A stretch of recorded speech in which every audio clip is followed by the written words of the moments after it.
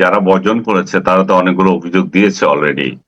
তারা বলছে যে এটা ব্যাপক অনিয়ম এবং বিশৃঙ্খলা, দলীয় প্রভাব, এই তিনটাকে তারা সামনে এনেছে। এবং জাতীয়তাবাদী ছাত্র দল যারা আজকে বিকাল 3টায় এই নির্বাচন বর্জন করেছে, যারা এখানে বিপিএ সহ পূর্ণ প্যানেলে ইলেকশন করছে বিভিন্ন ডাকসুর কেন্দ্রীয় এবং হলগুলোতে, তারা বর্জন করেছে তা না, শুধু এই দায়িত্ব পালনরত শিক্ষকরা বর্জন করেছে। 3জন শিক্ষক দায়িত্ব পালন করেছেন, তাদের এখানে দায়িত্ব থেকে অব্যাহতি নিয়েছেন বা বর্জন করে বলছেন যে তারা বিএনপি পন্থী শিক্ষক। সেই জন্য শিক্ষক মানে শিক্ষক, সে কোন পন্থী, সে জামাত পন্থী না বিএনপি পন্থী সেটা নয়।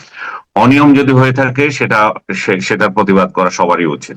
তারাও বলেছে যে এখানে অনিয়ম হয়েছে, বিশেষ করে আপনার নানাগুলো কথা বলছে। টিচাররা যখন বলছে যে অতিরিক্ত ব্যালট পেপার ছাপানো হয়েছে, ব্যালট পেপার যেখানে ছাপানো হয়েছে, মানে ব্যালট পেপারের ছাপানোর দায়িত্ব দেওয়া হয়েছে জামাতের একজন নেতাকে।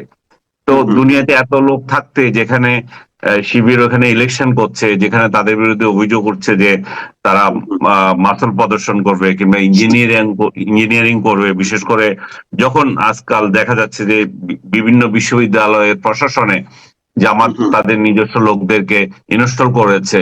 তো তাদের লোকজন যখন ওইখানে থাকে, যখন অভিযোগ উঠে, তখন ওই রকম একটা পরিস্থিতিতে সবচেয়ে গুরুত্বপূর্ণ যে বিষয়টা, সে ব্যালট পেপার, সে ব্যালট পেপার তাদেরকে ছাপানোর দায়িত্ব দেওয়া তো উচিত না। এবং এটা যেহেতু আপত্তি করেছিল, তাহলে সেটা বর্জন করা উচিত ছিল, কিন্তু সেগুলো দিয়ে আবার ভোট হচ্ছে।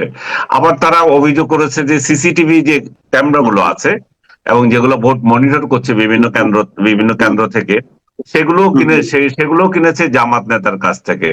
জামাতের সে নিশ্চয়ই সেখানে সে অ্যাক্সেস পেয়ে গেছে তারা, যেটা অন্য দলের নাই, অন্য দল পায় নাই, এবং সেই দল সেই সুবিধাটা তারা নিয়ে নিচ্ছে।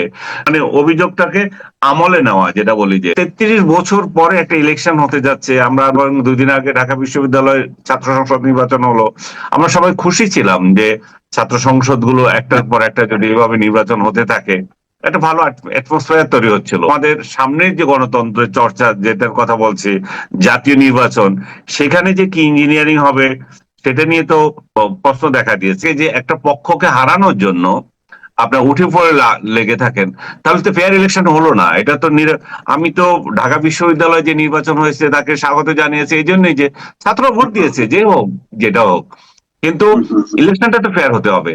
এখন বলবে যে ছাত্রদল হয়তো জয়ের মতো পজিশনে ছিল না, তারা হয়তো এটা আওয়াজ তৈরি করছে যে তারা যখন বুঝছে যে তারা হেরে যাবে।